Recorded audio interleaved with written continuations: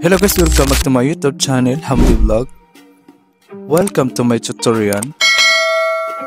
So guys, natry nyo na ba maglagin sa inyong Kiwa account tapos hindi kayo makapag-login? Nakailang beses na kayo mag-login pero hindi talaga kayo makapag-open ng inyong Kiwa account. Kahit alam nyo naman tama yung password at saka username na nilagay na pero hindi talaga kayo makapag-login. Tapos ito yung lumalabas na ang sabi ay the email or identity number and password you entered don't match our record. Please check again and try. So, kahit nung try nyo guys, kahit ilang beses nyo ginawa yung guys, tapos ganito pa rin ang lumalabas. So guys, kung gusto nyo malaman kung paano makapag-login sa Kiwa, so bagong lahat dapat active yung ikaman nyo at saka nakakunik sa NAFAD para makapag-login kayo direct. O nga pala guys, bago mangyari sa account ko na hindi ako makapag-login guys, ay meron akong nabasang comment sa previous tutorial ko about sa Kiwa. So, ito guys yung sinasabi nila guys, tanong nila sa comment section guys.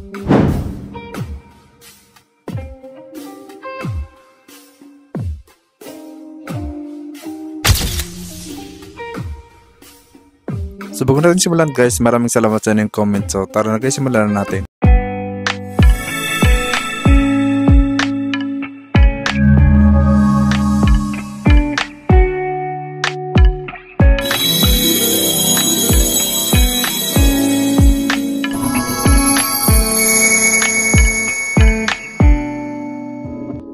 So ito na guys, punta tayo sa ating Kiwa account para mag-login tayo. So itap natin yan guys. Then tap natin to.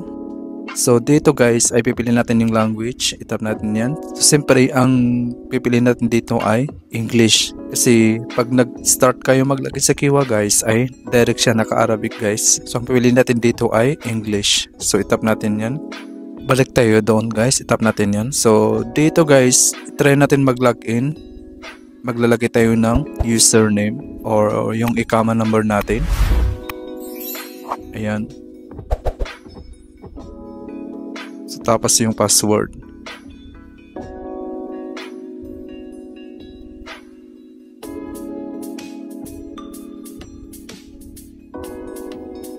Then itap natin yung login.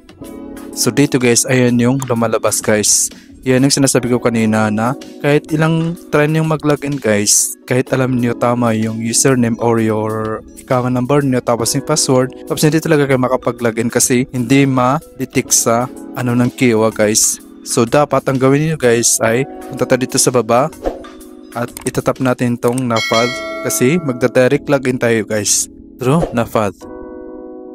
So dito guys, ilalagay na natin yung account number natin, so direct na siya guys sa account natin sa NAFAD. So yan yung request number 76. So tanda natin yun guys kasi makikita natin yan pag inabin natin yung NAFAD account natin guys. So ayan, inabin natin yung NAFAD, then i-accept na natin. Tap natin tong accept. Ayan, so yan yung request number kanina na nakita natin 76.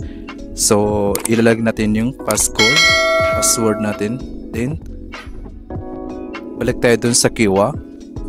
So ayan na guys, okay na. So na-open na natin yung Kiwa natin. So ito open na natin yung individual account. Open na natin yung Kiwa natin guys. Ayan. So naglo-loading pa. Ayan guys, na-open na natin yung Kiwa natin, yung account natin sa Kiwa. Kung makikita nun dyan yung my current job, active ads siya guys. Kung makikita nun dyan sa baba yung ng company ko, pero tinakpan ko lang para sa privacy purpose.